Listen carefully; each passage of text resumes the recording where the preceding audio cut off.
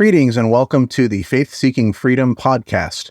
My name is Cody Cook, and our question today is, was the temple tax a violation of taxation is theft?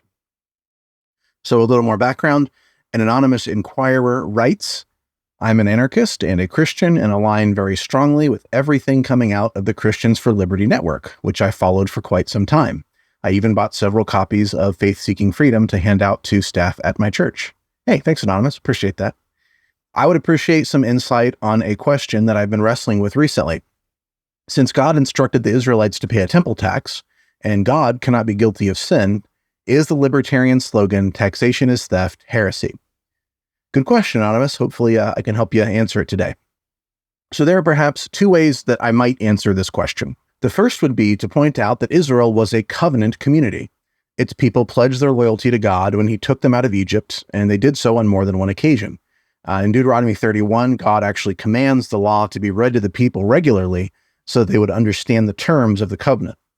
Breaking the covenant meant that God would also fail to uphold his end of the bargain by ceasing to bless the people in their land, and one could always abandon the covenant community if they chose to do so and go outside.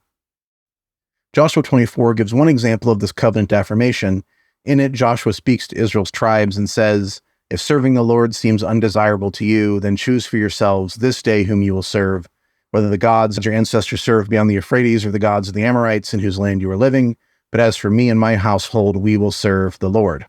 Then the people answered, far be it from us to forsake the Lord to serve other gods. We too will serve the Lord because he is our God.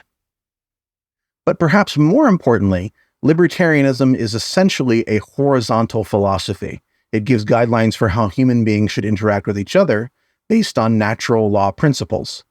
But our relationship with God is a vertical one.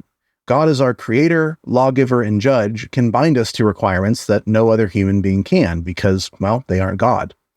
On Judgment Day, when it's time for God to give us our just deserts, or grace, it won't do for us to point to the non-aggression principle and tell God that he has no right to judge us.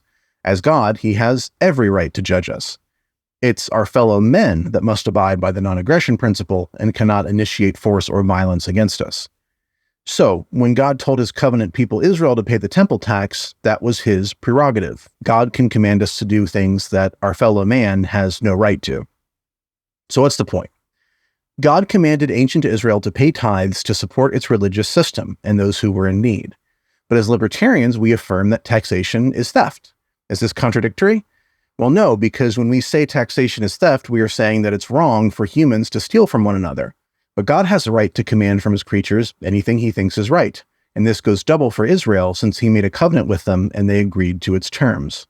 We can say that taxation is theft while still affirming God's right to command, because our relationship with God is different from our relationship with our fellow human beings. Thanks for listening. I'm Cody Cook, and this has been Faith Seeking Freedom.